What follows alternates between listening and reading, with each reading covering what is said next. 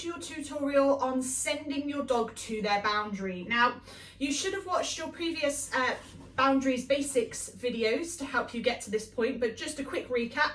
So to start teaching boundaries, your dog needs to be on their bed or forepaws, and you're always rewarding down to the bed. Step 1, build that positive association between the dog being on the bed and staying there. Step 2 is your choices game. You throw a treat off and you see if they choose to get back on. If they choose to get back on, good girl. You reward them. And then you repeat that.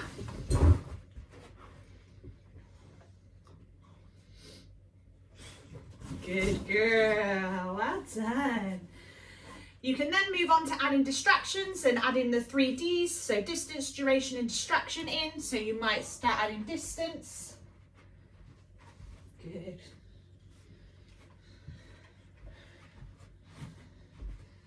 Good job. You might add a bit of a distraction. Good. Or you might add that duration, so you might just stand there for a second. See if they can cope with that. Good, well done, and build from there. So when you're teaching your dog to go to their bed or to go to their boundary, it's basically doing distance backwards. So what you want to do is you want to start, not backwards, you're just looking at distance but the other way round. So instead of you moving away, you want the dog to move towards the bed. So what you're actually going to do is you've got to make sure you've taught your dog their release and their on the bed cue. So Luna's is bed, and then okay, bed, good job, okay, bed, good girl, really nice. So once you've got that, you can then move on to this stage. So there's a few bits you need to make sure you're doing first, and then you can move on here. So what you're going to do is you're going to release your dog off, okay, good. And you're going to ask for a behaviour, a simple one that your dog can do. So for example, she'll do a sit and then I'll go bed. Good. Now if you want to add a gesture, you can. The risk of that is that if you're going to go for even further distance, they need to be able to see this to know what they're doing. So ideally you want it really on a verbal cue, but you can add the gesture as well, just in case you have multiple beds, multiple dogs, etc. Okay. Oh, you cheated. Good. Sit. Touch. Nice. Bed. Yes. Good. I know, it's so exciting.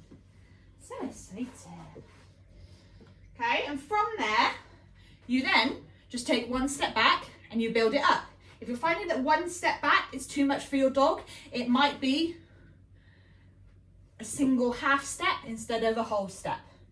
It just depends on your dog and how they're feeling. Okay. Good. Good girl. Can you go middle? Yes, good. Well done. Bed. Yes, good. And for Luna, just because she gets frustrated quick, I add the marker of yes to tell her she's doing the right thing. And then she gets rewarded onto the bed. Okay. Good job, well done. Good girl, can you sit? Good, bed. Yes, good. And as you can see, if we're doing distance work, you can reward in 2 different ways. It depends how good your aim is. You can reward like I am now by throwing, or you just walk in and reward your dog as normal. Okay, good girl. Oops. Now, if your dog struggles and you've gone too far back and you've asked them to go to their bed and they're like, nope, I'm not doing it. Thank you. Quiet. Good girl. Bed. Yes. So if they don't do it, all you would do is you would take a few steps forward and then re-ask for the behaviour again.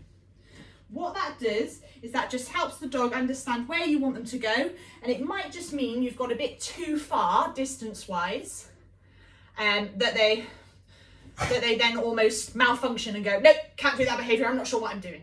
Okay? So if you get to that point and your dog is almost at a stop, then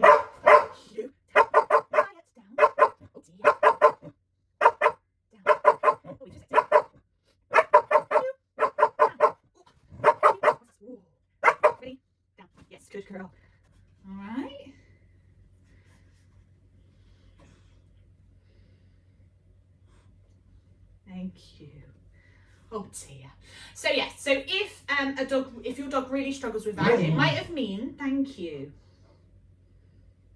It might have mean you've gone too far too quick with the distance. So what you might need to do is decrease that distance again and make sure your dog is super confident and super happy with a shorter distance, and then rebuild it again.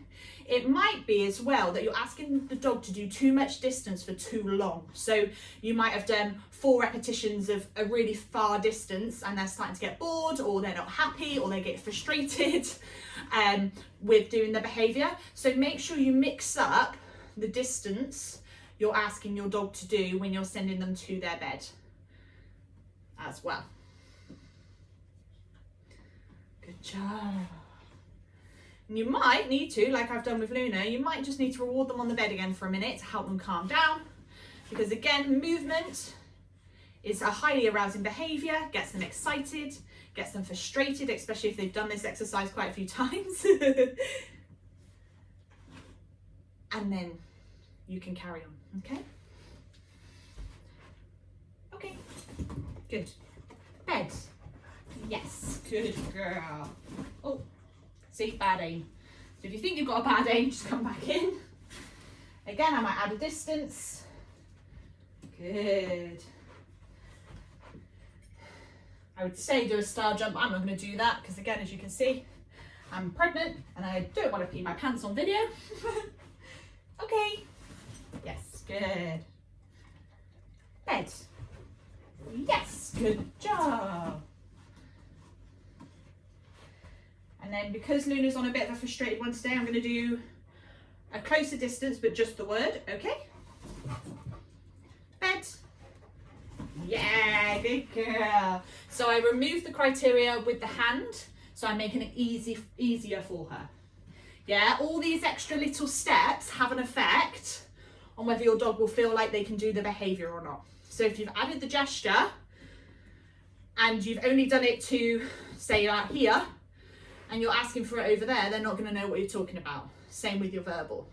So make sure you do the training with both and separate, mix it up, make sure the dogs don't get too frustrated, because if they get frustrated, it's aversive to them. They don't want to do the training. They don't want to go on their bed. And then that almost lowers how good that area is to them as well. Okay? And that is your send to boundary.